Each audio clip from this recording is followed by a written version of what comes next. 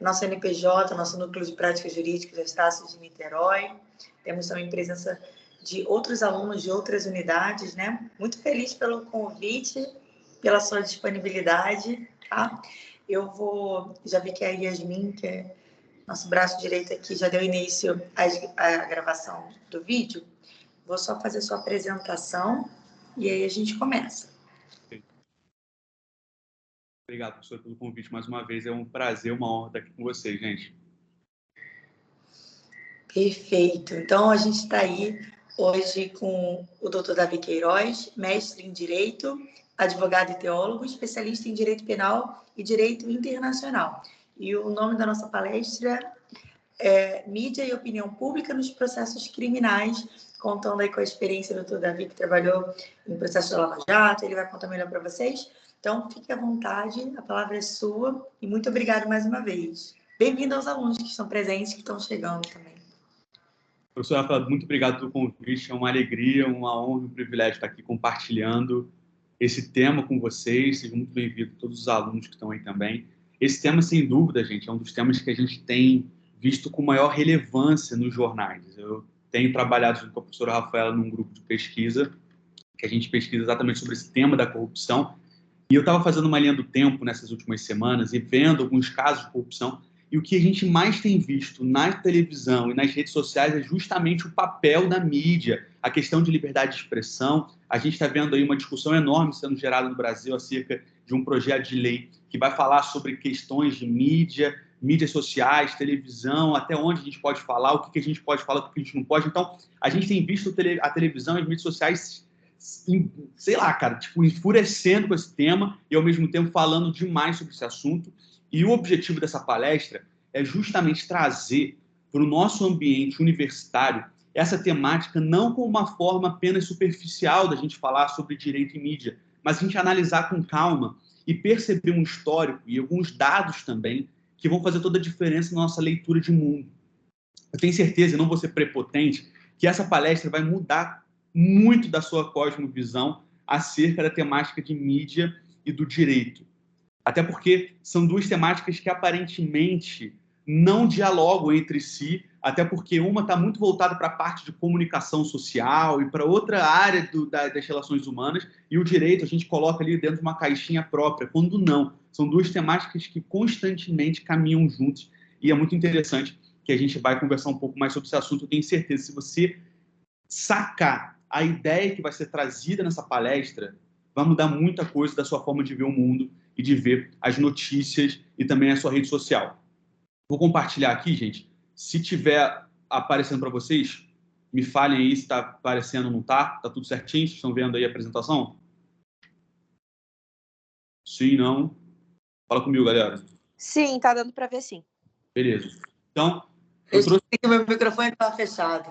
Eu estou falando sim aqui. Então vamos lá, gente. O poder político do direito. Eu coloquei passei um outro título, mas eu quis trazer alguns conceitos também dentro dessa primeira temática que a gente vai tratar, que é o poder político do direito, a influência da mídia na opinião pública e o lawfare. Eu coloquei aqui 3 situações que a gente vai abordar com um pouco mais de carinho para a gente construir. Como a professora Rafaela falou, meu nome é Davi Queiroz, para quem me conhece, que eles também estão chegando agora, e a minha temática do mestrado foi justamente essa relação entre a mídia e o direito penal. Eu trabalhei durante muito tempo com casos da Lava Jato, como advogado, e foi muito interessante porque, a partir do momento que eu entrei nesse mundo da advocacia criminal e nesses casos que tinham uma repercussão muito grande dentro da mídia, eu comecei a observar algumas relações que são muito interessantes, e foi por conta disso que eu levei essa pesquisa, que iniciou numa questão profissional, para dentro da minha faculdade, na época ainda como estagiário e fazendo a faculdade de Direito, e depois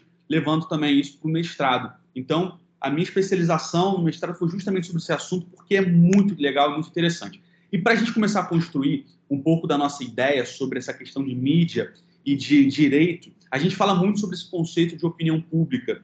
E eu queria que vocês pensassem rápido assim, o que vocês consideram como opinião pública, qual seria a definição mais básica que vocês têm na sua mente acerca dessa temática. Pensa aí, você tem 5 segundos para pensar o que seria para você a opinião pública. Se alguém quiser abrir o microfone e falar, também compartilhar, não é prova, não é banca de TCC, também não é banca de concurso público, fica tranquilo que não vai ser reprovado se errar. E também não tem aqui o que é certo e errado sobre a opinião pública, e a gente vai entender um pouco mais. Pensa aí rápido. O que seria opinião pública? É interessante que o dicionário ele traz um conceito muito vago acerca da temática do que é exatamente a opinião pública. E eu estou querendo trazer o conceito de opinião pública como base da nossa discussão, porque o direito ele trabalha muito com a repercussão jurídica dentro da sociedade. Não somente no direito penal, mas a gente também tem nas relações civis, nas relações econômicas, tudo isso é ponderado dentro do direito, e por isso que a questão pública da opinião e da manifestação opinativa intelectual da população é importante para as questões de direito. Então, o conceito do dicionário é bem vago, como eu disse, bem amplo, que ele vai dizer o seguinte: é um conjunto de ideias, opiniões e valores de uma sociedade em relação a qualquer assunto. Então, o conceito do dicionário ele já joga para a sociedade um tipo de uniformidade de pensamento, que é o seguinte: se você tem ali um grupo de pessoas que pensam exatamente daquela mesma forma sobre algum tipo de valor, sobre algum tipo de opinião acerca de uma temática, das mais simples até as mais complexas, sobre qualquer assunto. Mas a gente precisa ir um pouco além da questão do dicionário, até porque a gente está numa faculdade de Direito, e nesse ambiente acadêmico a gente, logicamente, vai um pouco mais profundo do que exatamente o que está escrito no dicionário. E se a gente for voltar um pouco no tempo para saber de onde surge essa ideia de uma opinião pública, de uma ideia uniforme entre a sociedade, a gente vai voltar para o século XVIII, quando a gente tem na Europa uma migração das populações do campo para as cidades. E a gente vai ter ali uma construção de uma nova classe social, que é a burguesia. A burguesia era justamente esses homens que viviam no campo e começam a se aglomerar nas cidades, que eram, durante esse período do século XVI, do século XVII e do século XVIII, lugares mais abandonados. A concentração de pessoas estava em maior quantidade no campo. Mas a gente tem essa transformação social e a burguesia ela vai surgir nesse contexto. E esses burgueses, esses cidadãos que saem do campo, vão para a cidade para comercializar, para estudar, para também se inserir dentro de um mercado público, dentro do próprio aparato estatal, buscando status e dinheiro, eles vão começar a produzir ideias. E essas ideias, muitas vezes, patrocinadas por um próprio Estado absolutista. Lembrando que lá no século XVIII, a gente vai começar a ver as revoluções liberais, porque a gente tinha ali um Estado que era absolutista, autoritário, concentrador de poder, mas, ao mesmo tempo, essa classe burguesa ela entra nesse próprio aparato estatal com o objetivo de status e também de receber algum tipo de dinheiro em relação a isso, e por não conseguir ser totalmente absorvido, o próprio Estado patrocina esses burgueses para que eles pudessem produzir conhecimento. E a partir desses estudos, dessa classe burguesa, dessas elites que começam a se formar dentro das cidades, a gente vai começar a ver o que a gente chama hoje de opinião pública. A gente também tem algumas ideias, como do próprio Pondé, que é um filósofo conhecido aqui do Brasil, que ele trata justamente da opinião pública sobre aquele conhecimento que é formado nas cidades, nas aglomerações, dentro desse período do século XVIII. E também eu vou além, um pouco mais dessa questão apenas de uma discussão e produção de conteúdo na cidade. Tocqueville, que foi um filósofo, sociólogo francês, já no século XIX, ele vai para os Estados Unidos estudar um pouco das relações públicas americanas. E ele observa sobre esse contexto de opinião pública que a opinião pública era justamente um conceito que era repetido diversas vezes dentro da própria sociedade. Então, organizando nosso pensamento, para a gente começar a formular essa base da nossa discussão aqui sobre direito e opinião pública. A opinião pública ela é formada inicialmente por uma classe de elite da sociedade que, juntando com esse conceito de Tocqueville, lá da França, que vai para os Estados Unidos, que começa a replicar e repetir esse tipo de ideia na própria sociedade. Eu não quero tirar aqui o seu ânimo em relação ao seu pensamento, mas a maioria das opiniões que a gente tem, elas não são formuladas dentro da nossa cabeça, dentro do nosso intelecto, mas são repetidas de algo que a gente considerou interessante ou de algo que a gente tem escutado constantemente. Dando um exemplo aqui muito tosco. Por exemplo, a gente não está em São Paulo, mas lá em São Paulo é muito engraçado, o pessoal tem muito essa mania de falar que o Palmeiras não tem mundial. Não sei se vocês aqui gostam de futebol, mas eu adoro futebol. Não sou palmeirense, sou tricolor, aqui do Rio de Janeiro, sou fluminense. Mas lá em São Paulo é muito engraçado, que tem alguns amigos que ficam implicando com os outros, a gente vê isso muito na mídia, que o Palmeiras não tem mundial, o Palmeiras não tem mundial. E a galera fica repetindo esse negócio e mal sabe, às vezes, a história do próprio campeonato mundial. Então, é isso que a gente está falando. Muitas vezes é a opinião formulada por um grupo específico que se torna repetitiva. E a gente passa para o próximo conceito, que é importante a gente falar dentro dessa questão de opinião pública e de divulgação de uma determinada informação. Quando a gente vai ver a revolução da imprensa e logo depois a própria formação das mídias, da imprensa, do jornalismo, a gente percebe que existem duas necessidades que são ponderadas. A necessidade psicológica e a necessidade objetiva. Eu vou passar bem rápido por esse conceito, porque ele nos ajuda também a entender algumas coisas. Toda vez que a mídia e a imprensa, seja ela da mais tradicional, como na televisão, no rádio, ou nos canais de portais eletrônicos, de notícias, enfim, CNN, G1, Globo News, tudo isso, elas sempre vão ponderar duas necessidades que a gente tem. Primeira necessidade objetiva, que é a necessidade de a gente conhecer aquela notícia. Por exemplo, como eu disse, o exemplo do Palmeiras não ter mundial. Palmeiras não ter mundial pode ser uma notícia que está sendo divulgada. Mas o que é o Palmeiras não ter mundial? A gente falar que o Mundial de 1951 não tem valor jurídico como o Mundial reconhecido hoje. A gente pode fazer dessa forma objetiva e trazer uma matéria. Ou a gente pode trazer essa matéria numa perspectiva psicológica, de atiçar algo dentro de você que vai muito além do seu conhecimento, no sentido empírico, que seria uma necessidade psicológica. Por exemplo, um corintiano, como o jornalista Neto, que é um jornalista lá de São Paulo, corintiano doente, e ele fala assim, o Palmeiras não tem mundial enquanto o Corinthians tem 2 mundiais. Percebe que isso para um torcedor do Palmeiras vai gerar... Gente, estou usando aqui o Palmeiras e o Corinthians, porque eu sei que a maioria daqui provavelmente mora no Rio de Janeiro e torce para um time carioca, então, para a gente não entrar em nenhum tipo de polêmica aqui maior, eu estou usando do lado de São Paulo. E a gente entra aqui nesse sentido. De um torcedor do Palmeiras ouvir de um corintiano, que é o seu rival, que o seu time não tem mundial enquanto o time rival tem 2. Isso vai gerar nele um certo tipo de enfurecimento naquele momento. Vai falar, não, tem sim. Então você percebe que toda notícia ela deve ser passada de uma forma ou objetiva ou com um âmbito psicológico.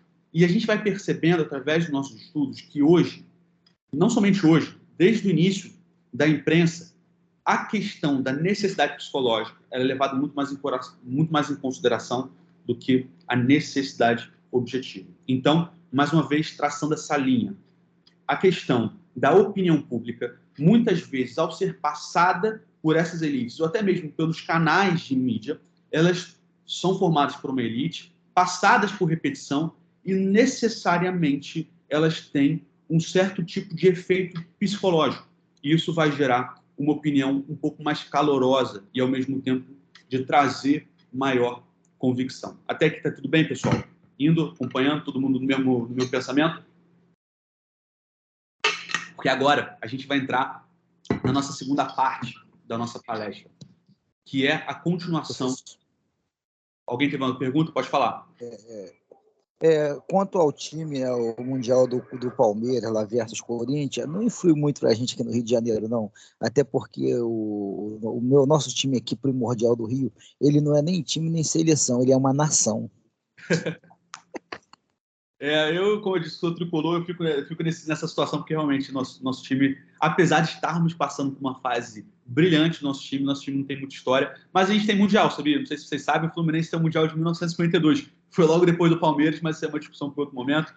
Mas, voltando aqui para a nossa temática, necessidade psicológica, necessidade objetiva dentro dessa situação da opinião pública. Então, fechamos essa caixa da opinião pública para a gente passar para uma próxima dentro desse quebra-cabeça, que é justamente a relação com o direito. A gente vai tratar de 3 temáticas aqui, de 3 conceitos, que é o lawfare, a própria mídia, como a gente tem continuado conversando, e eu vou trazer alguns cases, alguns casos que a gente vai analisar para que a gente possa construir também o nosso pensamento. Mas antes de entrar nesses 3 pilares, eu quero trazer aqui a relação do próprio direito, o poder político do direito, que é um dos conceitos principais dessa dinâmica. Colocando a opinião pública, a questão de mídia em um canto, sem ainda relacionar com o direito. O direito, sendo essa outra caixinha, que daqui a pouco vai se juntar dentro dessas peças do nosso quebra-cabeça, o poder político do direito, ele é analisado desde o século XVIII também. A partir do século XVIII, nós vamos ter, no mesmo momento que a gente está tendo essas revoluções midiáticas, essas revoluções de opinião pública, a gente também está tendo algumas discussões sobre o próprio direito, em que existia, durante toda a história, um aparato jurídico que normalmente aumentava o poder do governante. Até o século XVIII, onde a gente começa a ter o início do pensamento liberal. A gente tem, durante toda a história, arcabouço jurídico. Desde lá de trás, se a gente for pegar as próprias civilizações mais antigas, como, por exemplo, a civilização judaica, em que a gente vai ter ali um arcabouço jurídico muito maior do que os 10 mandamentos que a gente conhece, por exemplo. Se você pegar a Torá, a gente vai ver ali livros, Levítico, Números, Deuteronômio, que são livros de arcabouço jurídico. A gente também tem nas civilizações persas, o Código de Hammurabi, que a gente conversa muito na universidade. Então, já vendo que desde o início das civilizações, a gente tem arcabouço jurídico. A gente tem um conjunto legal, tanto no sentido criminal, no sentido civil, até mesmo no sentido familiar. Contudo, durante a história, a gente percebe que esse aparato jurídico, na maioria dos casos, foi utilizado com o objetivo de dominação do outro através do governante. A lei, ela tinha um objetivo a partir do século XVIII, e não só a partir do século XVIII, em tempos mais antigos também, mas não foi dando muito certo. A lei era para ser um limitador de poder e um instrumento de organização social. Isso aí a gente vai ver lá no início das discussões da faculdade, que a gente trata sobre a teoria fundamental do direito, o início do Estado, mas a gente vai perceber que o poder político do direito, normalmente, ele vai sendo utilizado pelo governante para oprimir e para controlar as populações. Tem uma frase, que é uma frase de um autor que eu tenho certeza que vocês vão conhecer, que é o Foucault, que é o direito sendo uma maneira regulamentada de fazer a guerra. Eu sou um pouco mais conservador do que o Foucault nesse pensamento, porque eu não digo que o direito é uma maneira regulamentada de fazer uma guerra, mas eu digo que o direito pode ser usado como uma maneira regulamentada de fazer guerra. Como eu disse, o próprio Estado absolutista, lá no século XVII, no século XVIII, início do século XVIII, ele tinha esse crescimento muito grande. O Estado ele era concentrado nele mesmo. E o rei ele era soberano. O monarca ele era soberano. Então, ele se utilizava do direito para que ele pudesse organizar da forma que ele quisesse e até mesmo justificar os seus atos, mesmo sendo esses atos muitas vezes violentos. Então, o direito tinha essa organização e essa forma de controlar as pessoas. Só que com o início do pensamento liberal, a gente vai ter essa descentralização do histórico de poder. Contudo, o próprio poder ele se reorganiza. O que a gente chama, às vezes, tropa de elite, e tem uma frase tropa de elite que é muito interessante, vou parafrasear aqui, que é o sistema, ele vai se reorganizando. Quem já ouviu essa frase aqui, ou vai lembrar do filme Tropa de Elite, vai lembrar desse conceito tão interessante. E é justamente isso. O poder, ele se reorganiza. E o direito, que durante um período era com o objetivo de reduzir o poder do governante, agora também vai se reorganizando e, mais uma vez, ele volta para que seja, muitas vezes, utilizado como uma arma de guerra, uma arma de oposição e de oprimir alguns adversários. E a gente vai avançando. O surgimento do lawfare, que agora a gente vai perceber o porquê que eu trouxe essas duas bases de pensamento. Primeiro, opinião pública. Elites moldando um pensamento e replicando na sociedade, muitas vezes para manipular um certo tipo de andamento social. A mídia trazendo questões psicológicas ao invés de necessariamente ser objetivas. A imprensa entrando nesse jogo. E do outro lado, até então, a gente tinha o direito, que é essa arma que muitas vezes organiza a sociedade, mas ao mesmo tempo ele pode ser usado como uma arma de guerra para que possa oprimir e justificar atos autoritários. E aí surge o lawfare. O lawfare, que é esse neologismo da língua inglesa, que surge lá no ano de 1975, através de alguns estudos que estavam sendo feitos sobre a Guerra do Kosovo. Não sei se vão lembrar, na década de 70, a gente está tendo ainda a Guerra Fria, em que você tinha a divisão ideológica do mundo entre o capitalismo e o socialismo soviético. E ali você tinha essas relações de poder o tempo todo sendo feitas de forma indireta. E uma das principais guerras foi a guerra que aconteceu na Iugoslávia, que era um território soviético, em que a gente tinha Sérvia, a gente tinha Montenegro, a gente tinha Croácia, a gente tinha Kosovo. E nesse lugar, lá em Kosovo, na Bósnia, a gente vai ter uma guerra que foi um genocídio que aconteceu por parte dos sérvios. E lá, os Estados Unidos, através da OTAN, vai interferir. E aí a gente começa a estudar como os Estados Unidos vão interferir no território estrangeiro através da guerra, utilizando o próprio direito. E alguns pesquisadores começam a formular essa ideia, que é um neologismo, como eu disse, entre direito e warfare. Law, que é direito, e warfare, que seria a arte da guerra. Mas esse conceito ele só vai ficar famoso na década de 2000, com esse homem chamado Major General Charles Dunlap Jr. Meu inglês não está tão afinado, mas eu tenho certeza que você já entendeu o recado. Esse cara era um general de guerra norte-americano. E ele continua estudando esse conceito agora de guerra ao terror. Não sei se vocês lembram, em 2001 acontece o atentado das Torres Gêmeas nos Estados Unidos e logo depois a invasão norte-americana no Iraque e no Afeganistão. E esse general norte-americano ele vai perceber como as narrativas na mídia e também as narrativas dentro do campo do direito norte-americano vão justificar uma invasão de um país estrangeiro. Eu não quero entrar aqui nas questões políticas, nem nas questões da própria guerra, porque é algo muito complexo.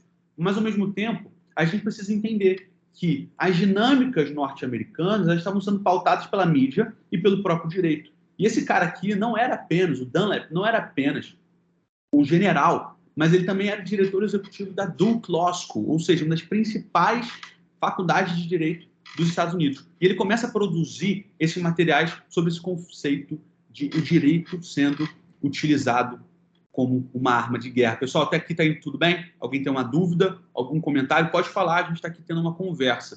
Eu sei que às vezes parece uma palestra assim, mas eu quero que seja realmente uma conversa nossa para que a gente possa contribuir. Alguém tem algum conceito? Alguma dúvida? Sim, não? Então, continuando. Sem dúvida, tudo tranquilo. Pode falar. A aula não só pode falar, não tem o chat, não, né? Ali para fazer comentário, não, né? Eu não estou conseguindo ler o chat, gente, porque eu estou aqui apresentando a tela. Então, se alguém tiver algum comentário, pode abrir o microfone, porque se alguém colocou o chat, eu não estou acompanhando. Então, pode abrir o microfone e trazer o seu apontamento. Beleza? Mas, vamos lá. Tá. Então, uma analogia aqui fazendo é, por exemplo, os bancos, eles se utilizam, né? Fazendo uma analogia de uma agiotagem legalizada, né? Uhum. Eles estão usurpando as pessoas, tirando muitos direitos e assim usurpando, roubando mesmo esse negócio de banco que oferece empréstimo para pessoas vulneráveis é uma agiotagem legalizada. Olha, eu acho que travou uma analogia. Fala, pode falar. Legalizada, o governo permite, né? Que a pessoa fique escrava da própria ignorância delas com essas questões dessas instituições, entendeu? Sim, sim, as questões E, assim, financeiras. Pode não falar. há interesse da parte pública de informar as pessoas. Aí, muitas vezes, nós temos que fazer esse papel, né? De informar, para não cair nessas coisas e tal. Sim. Essas questões financeiras elas sempre foram muito polêmicas dentro da ideia bancária.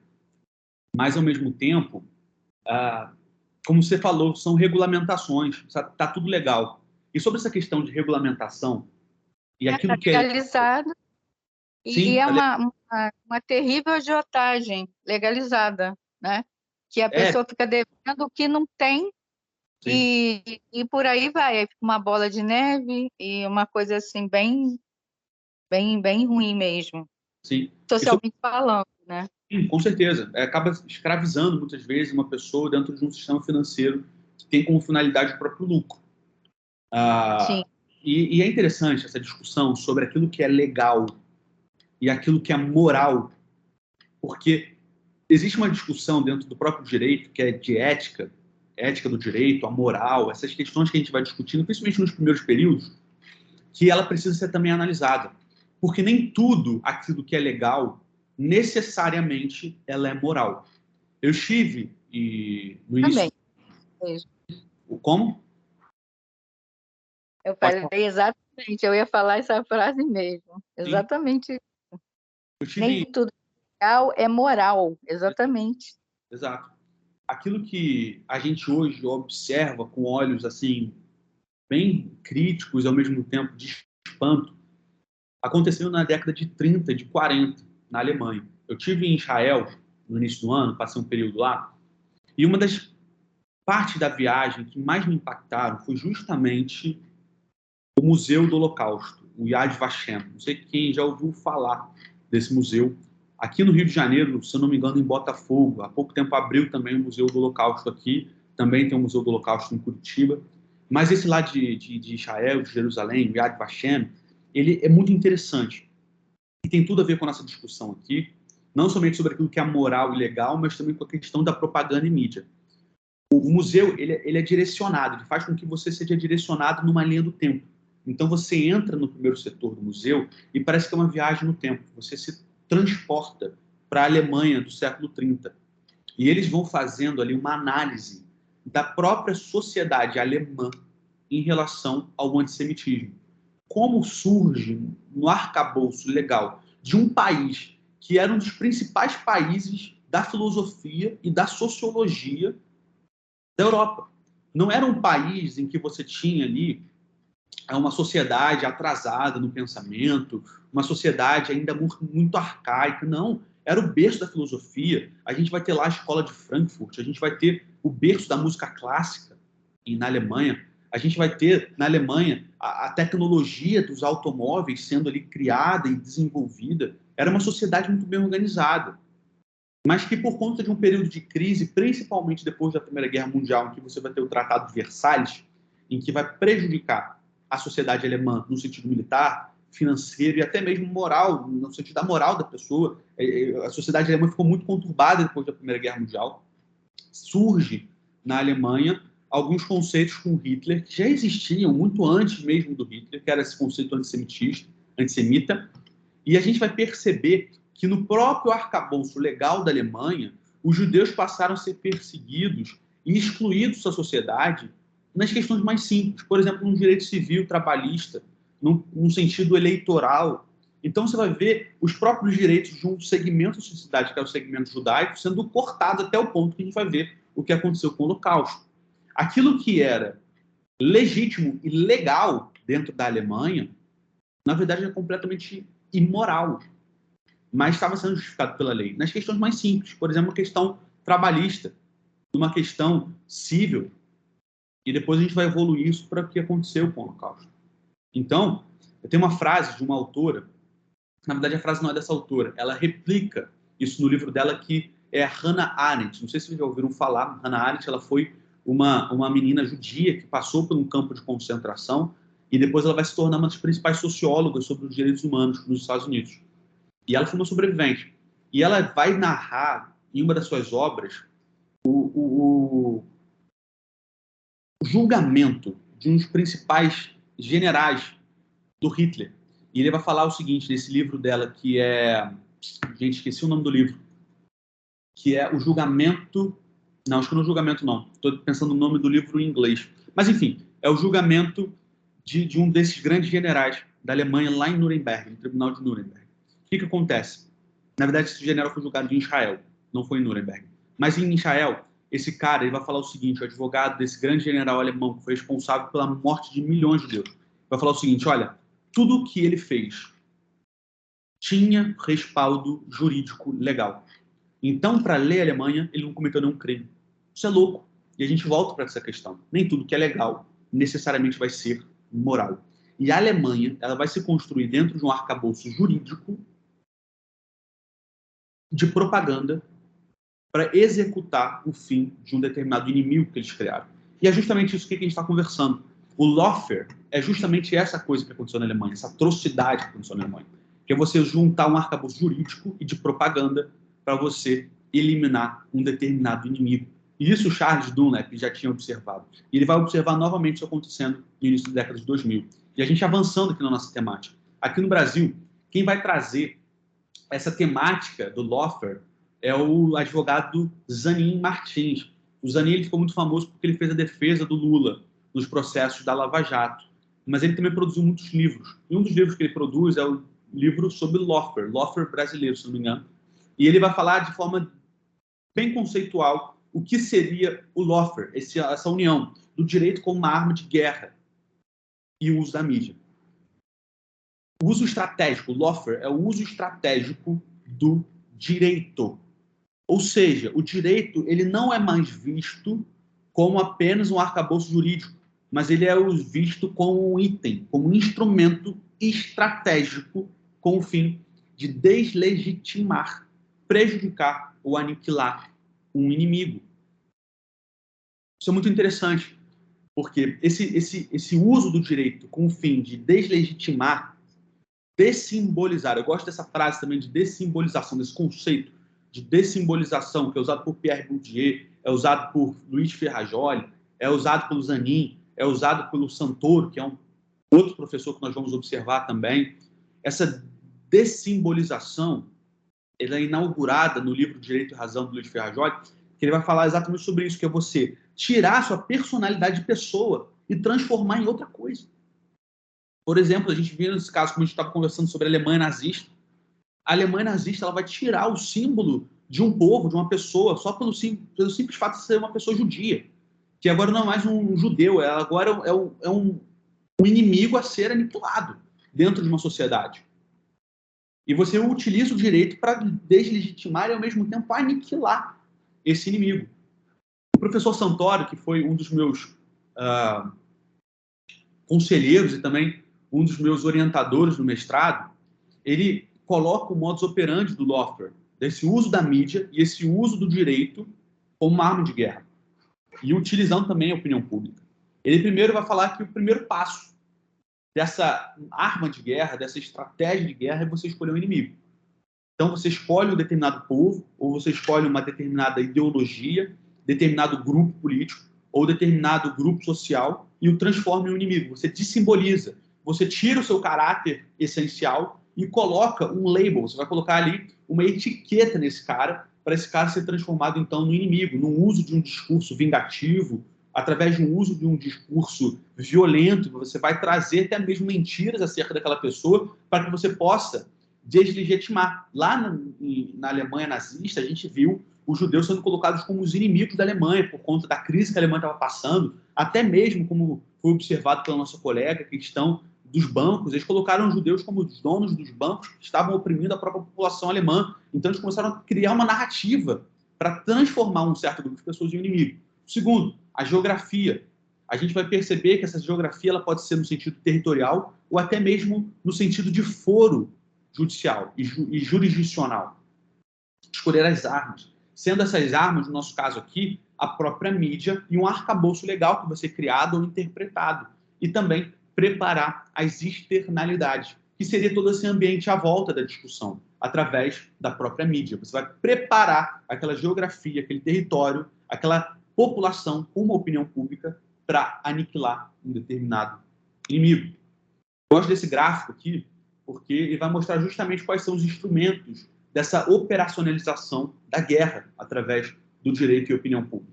Primeiro, a gente tem aqui uma questão que é a interpretação criativa da norma.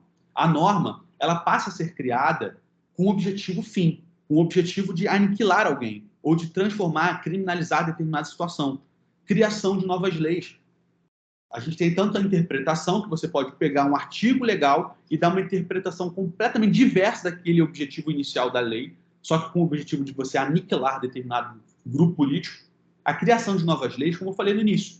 A gente estava falando aqui sobre a PL, se não me engano é 2630, que é essa PL das fake news, ou a PL da censura. É uma criação de uma nova lei com o objetivo de silenciar e cercear determinada linha de pensamento. A gente também tem conceitos vagos, como, por exemplo, fake news. E você usa fake news, que é um conceito super vago, super amplo, para você deslegitimar ou até mesmo silenciar determinada criação de ideia ou determinada ideologia.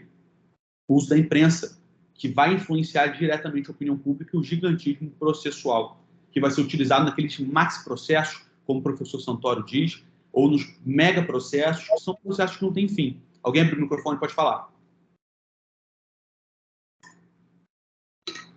Alguém com uma dúvida? Pode seguir? Então, vamos embora. Lawfare. Professor? Pode falar.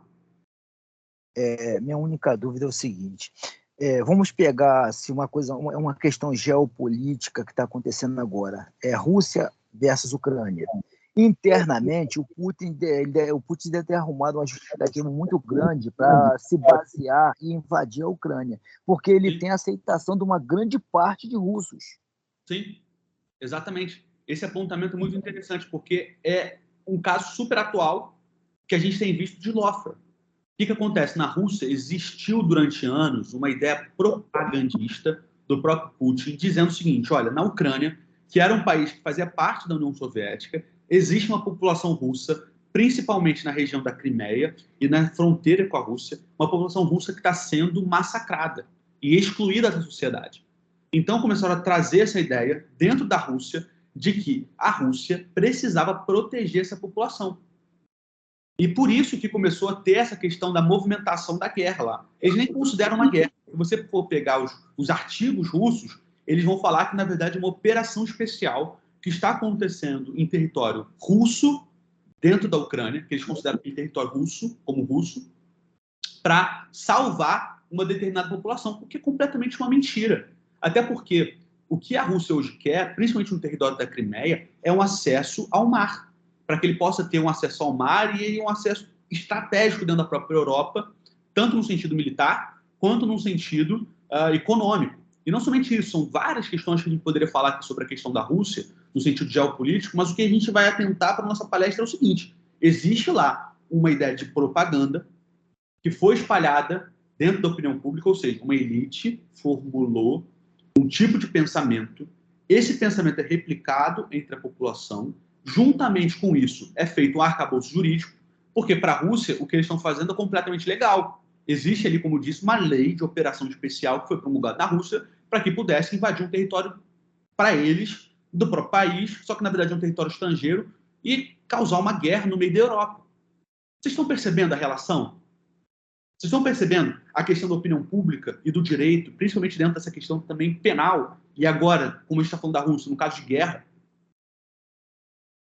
Então, o Lawfare e essa questão da externalidade é justamente isso. A externalidade vai ser esse ambiente que vai ser criado como um ambiente favorável, para você convencer a população de algo que, na verdade, muitas vezes nem é verdade.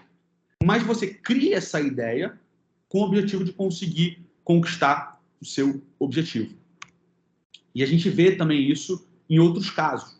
E agora a gente vai aprofundar também nessa questão da mídia como um instrumento de poder. Eu quero ressaltar aqui uma frase do Zanin, que é esse professor que a gente estava estudando, que ele vai falar o seguinte sobre as externalidades, porque vai ter tudo a ver com o que a gente vai conversar agora. As externalidades, abre aspas para o Zanin, no Lawfare, consistem nas técnicas de manipulação da informação para gerar um ambiente favorável ou aceitável para o uso das armas jurídicas contra o inimigo. Ou seja, você pega uma informação, a manipula, a narrativa é passada para a população do jeito que seja mais convincente para aquele determinado fim, para que seja aceitável o uso das armas jurídicas contra aquele inimigo.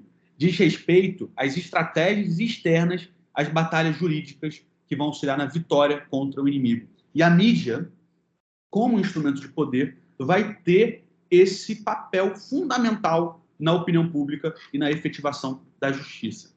Eu quero ressaltar aqui uma outra frase também do Niklas Luhmann, não sei se vocês já ouviram falar, é um sociólogo muito importante que fala também sobre essas questões de comunicação social e direito, e ele vai falar o seguinte: aquilo que sabemos sobre a nossa sociedade, ou mesmo sobre o mundo no qual vivemos, o sabemos pelos meios de comunicação. Pensa rápido.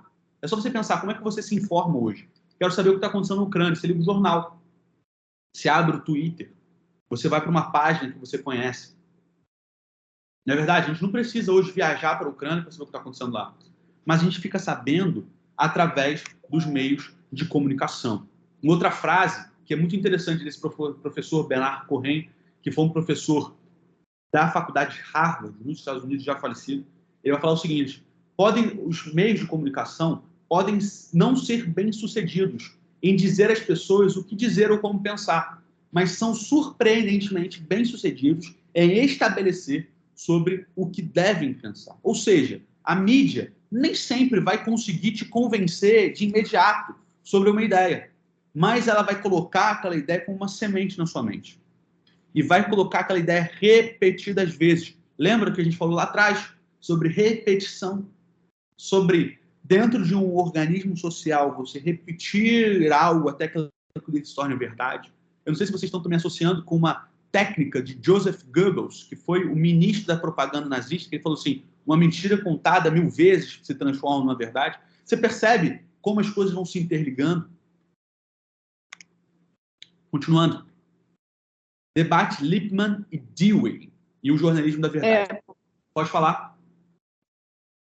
Não é à toa que a imprensa é chamada de o quarto poder, né? Sim. Totalmente isso. Porque a imprensa, a mídia, hoje em dia, a gente pode até passar um pouco da imprensa, a gente pode também trazer isso para as mídias sociais. Hoje é um poder que controla. O que a pessoa tem que observar é a fonte, né? Sim. Por exemplo, esses jornais de internet são tendenciosos, uns são mais para um lado e outros são mais para o outro. Aí você tem que ver a informação e a fonte de onde ela está vindo, porque tem tendências, né? Sim, e é interessante essa questão da tendência que você falou. Tem uma frase também que é muito interessante, eu não sei se está aqui nos slides, mas é uma frase que me choca bastante, que é o seguinte: não existe notícia de primeira mão. A gente tem essa mania de pensar assim, isso aqui é notícia de primeira mão, acabou de sair aqui no jornal. Não existe notícia de primeira mão. Até porque se você observar como funciona um editorial de um jornal, seja ele online, na televisão, num portal de notícias como G1, UOL, Estadão, seja o que for, toda notícia, ela não é de primeira mão, ela passa antes por um filtro editorial. E esse filtro editorial, ele tem um objetivo muito interessante, que é você passar a notícia de uma forma que venda aquela notícia, ou que seja favorável aos pensamentos daquele grupo específico. Até porque, se você parar para pensar, todo grande conglomerado de mídia é uma empresa. E todas as empresas, todos os donos, eles têm objetivos financeiros e políticos. Percebe? Você for pegar... Interesses próprios. Como? Tem interesses próprios. Interesses próprios. Se você for pegar um conglomerado aqui, estou dando aqui um exemplo, tá, pessoal? Da Globo. A Globo é o principal conglomerado de notícias do Brasil e da América Latina. Tem Globo, você vai ter Sport TV na arte de esportes, Globo News, entre outros 1000. Você vai ter ali um conglomerado de notícias que eles têm um objetivo financeiro. É o lucro.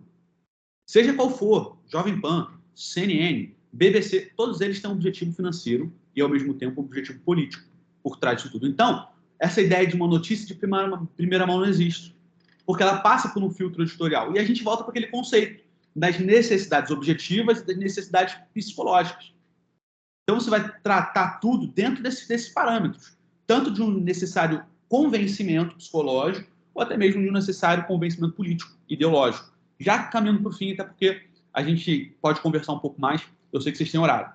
Debate Lippmann e Dewey. Lippmann, Walter Lippmann, era um dos principais cientistas políticos do século XIX e século XX. Ele foi assessor do presidente Woodrow Wilson, que foi um dos principais presidentes norte-americanos, e também o Lippmann foi idealizador dos 14 princípios da Liga das Nações, o que originou a ONU. E Dewey foi um outro também grande cientista político norte-americano. E eles debateram algumas ideias sobre o jornalismo, falando o seguinte, cara, o Lippmann falava assim, ele tratava dentro daquela perspectiva burguesa, falando o seguinte, a sociedade, ela não tem como tirar suas próprias conclusões sozinho.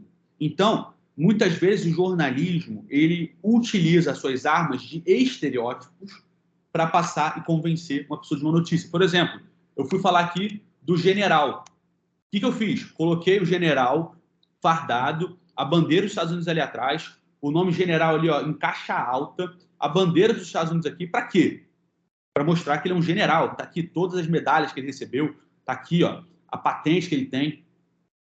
Percebe? Eu coloco um estereótipo para dar a sustentação de determinado argumento. É isso que o Lippmann falava. O Lippmann falava exatamente sobre essa questão, dos estereótipos funcionando como objetos de convencimento. E o Dewey falava o seguinte, não, a mídia ela precisa debater determinado assunto, levando em consideração que a pessoa pode ser um ser mais esclarecido e afastando um pouco dessa ideia burguesa. E isso vai moldando um pouco do jornalismo do que é hoje. Hoje o jornalismo e a mídia como um todo, ela utiliza-se tanto de estereótipos, e aí a gente vai voltar para aquele conceito da dessimbolização, ela simboliza, ela constrói uma imagem sobre alguém ou sobre um determinado grupo político e também tenta debatê-lo de uma forma a convencer de algum argumento, o que também vai ser refletido no jornalismo da verdade, que foi uma técnica utilizada na Grã-Bretanha inicialmente na década de 50, com o objetivo de não passar a notícia de uma forma a construir um pensamento, mas passar a notícia como se fosse um fato. Então, você não fala mais sobre... na década de 50 era muito comum isso. Você não falava mais sobre um determinado assunto e você debatia isso ao vivo, ou na rádio, por exemplo. Você trazia uma opinião, uma visão de mundo, e essa visão de mundo era tratada como verdade. Vocês estão percebendo como isso acontece nas nossas relações hoje em dia? Ou está muito distante? Acho que não. Eu acho que vocês estão começando a perceber como funciona as mídias sociais e principalmente as mídias de informação. Opiniões que são passadas como verdade. É muito fácil. A gente observa isso no jornal. Eu tenho a mania. Eu acordo todo dia de manhã e ligo para tomar meu café, eu ligo no jornal. A gente percebe constantemente que os fatos, eles não são passados como fatos. São opiniões que são tratadas como verdade. Isso é uma coisa que vai acontecendo hoje em dia com esses objetivos. Avançando, a gente tem esse exemplo de Edward Bernays, que foi um dos principais pais da propaganda. Ele nasceu em 1891 e morreu em 1995. Ele foi um grande estudioso da propaganda e das mídias.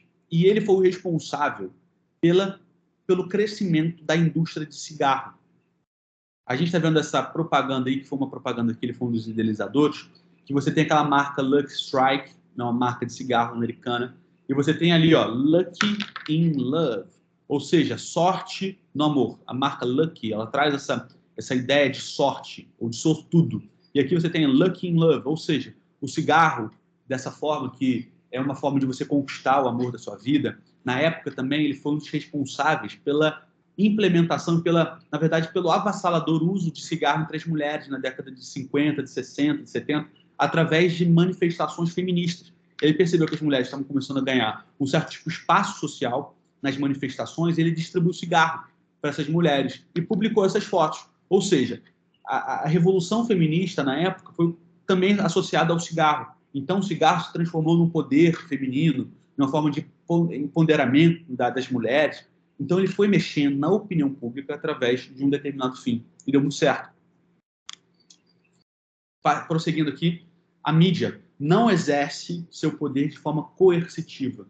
Ela não vai colocar uma arma na sua cabeça, mas sutilmente manipula a visão de mundo dos seus alvos. Tem essa história do Orson Welles, que foi lá nos Estados Unidos, um repórter, que um dia ele começou a narrar a história da Guerra dos Mundos. Não sei quem já viu esse filme ou leu esse livro de H.G. Wells, que foi um livro muito famoso nos Estados Unidos, e tem um filme com Tom Cruise que é sobre isso, uma invasão alienígena no mundo. E um dia, ele na rádio, ele começa a narrar esse livro, que era uma fantasia, como se fosse verdade. E ele vai perceber o seguinte: em Nova York, começa a se esvaziar, as pessoas saem correndo desesperadas de Nova York, o trânsito para, porque as pessoas achavam que estavam realmente acontecendo uma invasão alienígena nos Estados Unidos. Então, ela não precisa colocar uma arma na sua cabeça, mas ela manipula de forma sutil a visão de mundo dos seus alvos. E finalizando a nossa palestra, a gente vem aqui para a relevância das mídias. Essa foi uma pesquisa que foi divulgada há pouco tempo, em que a gente vai ver qual é a estratificação das principais meios de informação no Brasil. Isso foi em outubro do ano passado. A gente tem aqui, entre 37... cadê? Aqui. Ó, agora estou enxergando melhor aqui. Pronto. Você tem aqui, da idade, entre 16 e 24 anos, 32% da população usa televisão, 35% redes sociais. 25 a 44, 30% redes sociais e 32% sites e portais. Ou seja, a televisão ainda é importante. E os meios de portais, que são frutos também da própria televisão, por exemplo, G1, da Globo, isso tudo, como já sabe, ainda são muito importantes. Então, a mídia ainda tem esse poder, tanto em televisão, quanto em rede social, quanto em sites e portais na nossa estratificação. Passei rápido isso aqui, porque eu quero focar em alguns casos. O caso Rod Blago foi um governador do estado de Illinois, nos Estados Unidos. Ele era filho de sérvios, imigrantes nos Estados Unidos. Ele cresce na política de Illinois, morando em Chicago, e ele acaba se tornando um dos governadores mais promissores dos Estados Unidos. Era um dos caras mais amados da população lá em Illinois, sendo a sede do governo em Chicago. Contudo, tem um caso de corrupção que é muito espalhado pela mídia, e com esse caso de opinião de corrupção sendo espalhado pela mídia, a sua popularidade cai, ao passo dele receber o impeachment, depois de ter 2% de aprovação. Então, ele sai de quase 80% de aprovação para 2% de aprovação a partir das notícias. E o seu advogado teve uma ideia, nesse processo criminal. Vamos mexer com a opinião pública.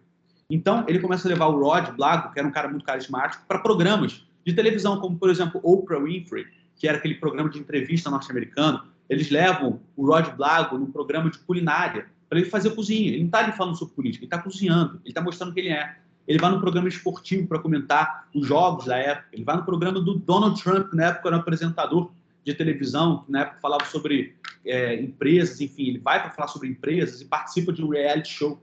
E ele começa a ver a sua aprovação crescer. Olha que loucura. O cara que chegou a 2% de aprovação sofre um impeachment. Quando ele começa a participar de casos midiáticos, a opinião pública muda. Então, como a imprensa tem esse poder?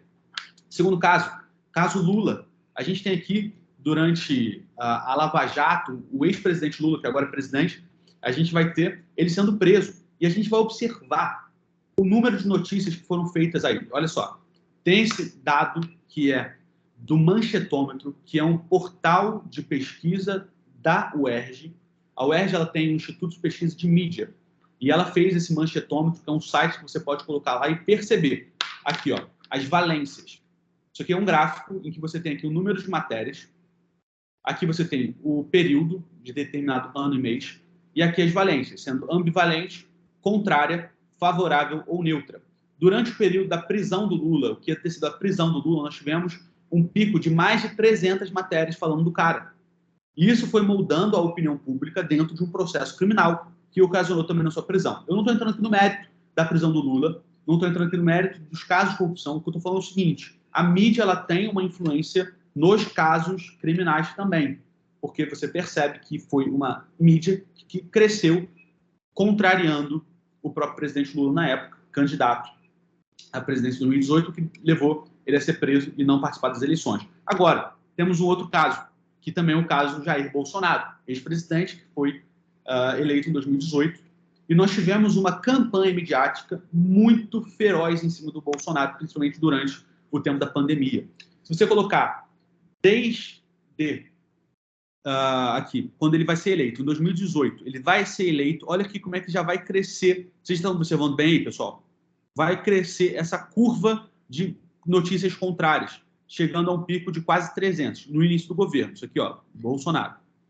Quase 300. Durante o período da pandemia, 2019, 2020, 2021, a gente vai ter um pico de mais de 684 notícias contrárias, o que foi formulando a opinião pública a rejeitar, na época, o presidente. São 684 notícias, isso em um mês, tá? Isso aqui foi no mês de junho de 2020, entre o mês de junho e agosto, 684 notícias. Se você colocar também, somar com o governo federal, aqui, ó, governo federal, na época do Bolsonaro, lá em abril, março, junho de 2020, a gente vai ter mais de 740 notícias, sendo total 1.432 notícias contrárias a uma pessoa. Eu não estou falando aqui, não quero entrar no mérito do governo Bolsonaro. O que eu estou falando é que a mídia ela tem um papel fundamental na condução de processos criminais, na condução da política do país e, como eu disse, revisando a opinião pública sendo replicada através da mídia. A questão psicológica, a gente viu muito isso na pandemia. Era utilizado os gatilhos psicológicos para determinada matéria, para que pudesse ser mais,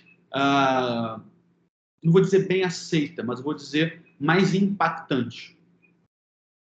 Percebemos também o poder do direito, que tem esse papel fundamental dentro da construção de uma determinada sociedade, podendo ser um objeto de controle e organização, mas também de extermínio de um adversário. O lawfare entra nisso, que é justamente essa ideia de law, direito, e warfare, que é guerra. A guerra através do direito. Tem uma frase desses autores de 1970 que começam a procurar sobre lawfare. Eles vão falar o seguinte: a guerra, hoje em dia, ela não é mais feita através de armas somente, mas também através de palavras.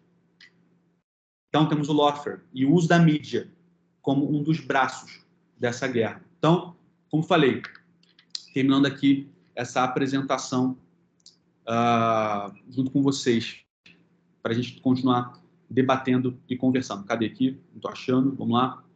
Voltar. Meu Deus, me perdi aqui. Enfim, voltando aqui para nossa... Pronto, voltei aqui. Gente, eu sou péssimo com essas coisas de computador. Eu sei, eu sou novo. 3 pontinhos aí para você desativar, possivelmente. Parar de compartilhar, pronto. Isso.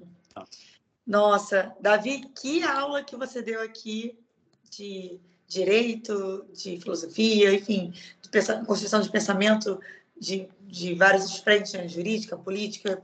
Então, assim, foi excelente, foi genial, foi brilhante. Tenho certeza aí que nossos alunos aproveitaram e poucas vezes eu vi os alunos interagindo ao longo da palestra, o que aconteceu hoje aí, e eu fico muito grata e feliz da participação de todos vocês aqui.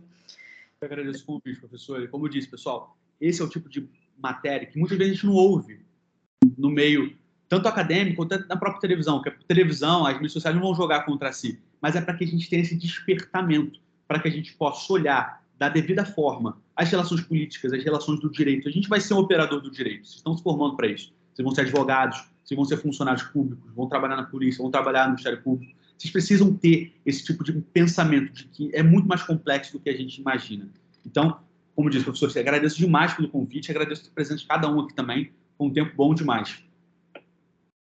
Eu não sei se você tem acesso ao chat para deixar sua rede social aí para o pessoal vou deixar aqui. Conversar com você, porque eu tenho certeza que vai despertar o interesse dos alunos, né?